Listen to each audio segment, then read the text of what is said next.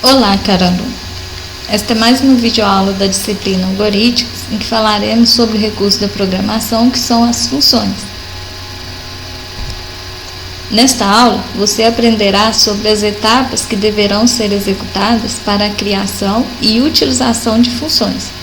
Existem 3 etapas, situações distintas, que deverão ocorrer para a criação e utilização de funções.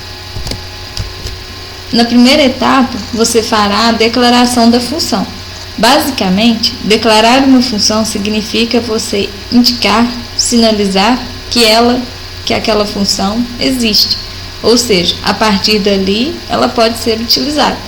E na declaração, você também irá determinar a cara, digamos assim, que tem essa função. Com isso, você já tem como especificar qual é a sintaxe dessa função. Após declarar a função, você já pode passar para a etapa da definição. E definir uma função significa indicar os passos que deverão ser executados para que a tarefa pela qual a função responsável seja executada. Tendo concluído as etapas 1 e 2, a sua função já está pronta, já está implementada e, portanto, já pode ser utilizada. Para tanto, você passará para a terceira etapa, em que é feita a chamada pela função, ou seja, você indicará que a tarefa da função deva ser executada. Agora, vamos a algumas informações adicionais sobre cada uma destas etapas. A respeito da declaração, a declaração de uma função especifica a sua sintaxe. Como eu disse, é o momento em que você declara e indica que uma função existe. Então, neste momento, é proposta a cara da função e, consequentemente, as regras para que esta função possa ser utilizada, ou seja, a sua sintaxe.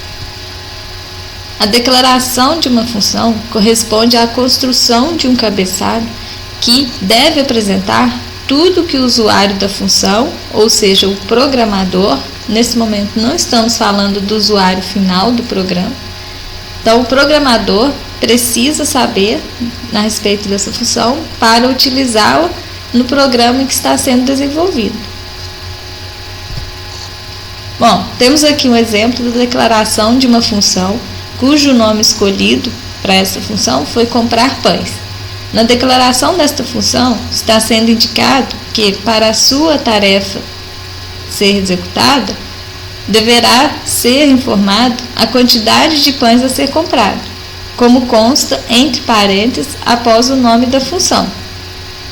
Então, temos o nome escolhido para a função, neste caso, comprar pães, e entre parênteses temos o conjunto de informações que deverão ser informados quando a tarefa da função tiver de ser executada. Neste caso, para esta função, deverá ser informada uma única informação que corresponde à quantidade de pães que deverá ser comprada. Desta forma, a nossa função comprar pães tem um parâmetro que deverá ser informado para a sua execução, para a execução da sua tarefa. A definição de uma função é o momento em que a mesma será implementada.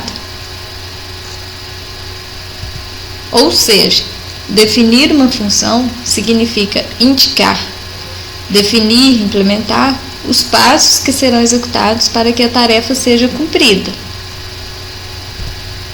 Além de conter o cabeçalho, que especifica a sua sintaxe, ou seja, repetir o cabeçalho que foi proposto na fase da declaração da função, a definição de uma função também deverá conter a sequência de instruções necessárias para a realização da tarefa pela qual ela é responsável.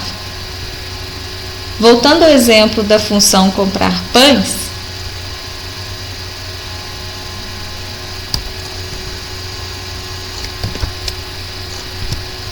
nós vamos repetir o cabeçalho que foi proposto para esta função na sua declaração e, na sequência, será indicado o conjunto de passos a serem executados para a execução da tarefa. E nesse conjunto de passos, claro, esse conjunto de passos, pode ser tão extenso quanto necessário. Agora, dando uma atenção maior ao item de número 3 da definição dessa função, onde é feita a verificação da condição se o dinheiro na carteira é maior ou igual à quantidade vezes o preço, observe que a informação da quantidade está sendo utilizada nessa instrução. E é justamente esta informação que definimos que será um parâmetro que a função deverá receber para ser executada. Ou seja, é uma informação que faz parte das operações a serem realizadas pela função, porém, a cada vez que a função deva ser executada, esta informação poderá ter um valor diferente, ou seja, fazer com que esta informação seja um parâmetro da função força que o usuário da função, o programador, informe o valor para esta informação com o qual ele quer que a tarefa seja executada a cada vez que ela é necessária. Sobre a chamada de uma função, essa etapa só é possível de ser executada se a função já foi declarada e definida, já que a chamada a uma função é a utilização da mesma dentro de alguma outra função ou dentro de algum outro programa. Observe que para chamar uma função que recebe parâmetros, ou seja, que depende de um conjunto de informações para que a tarefa seja executada, é necessário indicar o valor de cada uma destas informações para que a tarefa seja efetivamente executada pela função. Voltando ao exemplo da função comprar pães, observe que esta função foi incluída entre as instruções que devem ser cumpridas pela função fazer logo que acordar, que é composta por outras duas instruções.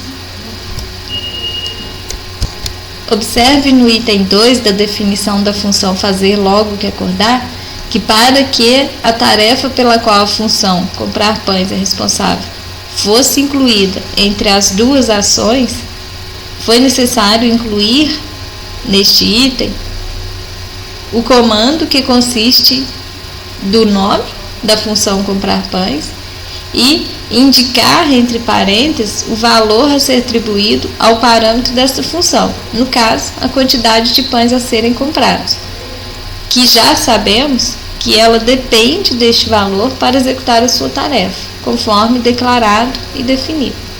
Neste caso, indicamos que deverão ser comprados 5 pães. Supondo agora que a função fazer logo que acordar esteja em execução, o primeiro passo, que é arrumar o quarto, será executado, e ao executar o segundo passo, que é a chamada à função comprar pães, na verdade, todos os passos que definem como esta tarefa deve ser cumprida deverão ser executados. Claro, considerando que o valor associado à informação da quantidade de pães a serem comprados foi 5. Então, ocorre um desvio e a função se adapta a este valor passado como parâmetro, como pode ser observado nas instruções dos itens 3 e 3.1 da definição da função comprar pães. E todas as instruções desta função comprar pães serão executadas, e só após isto ocorrer é que será executado o passo 3 da função fazer logo que acordar, que é a instrução pôr a mesa do café. Então, até aqui você já está pronto para ver na próxima aula como tudo isso é feito na linguagem C e incluir este recurso em seus algoritmos. Então, finalizamos aqui esta videoaula. Na próxima continuaremos falando sobre as funções e na próxima aula, então, a gente vai ver como criar e utilizar funções, porém agora usando comandos da linguagem C. Até lá!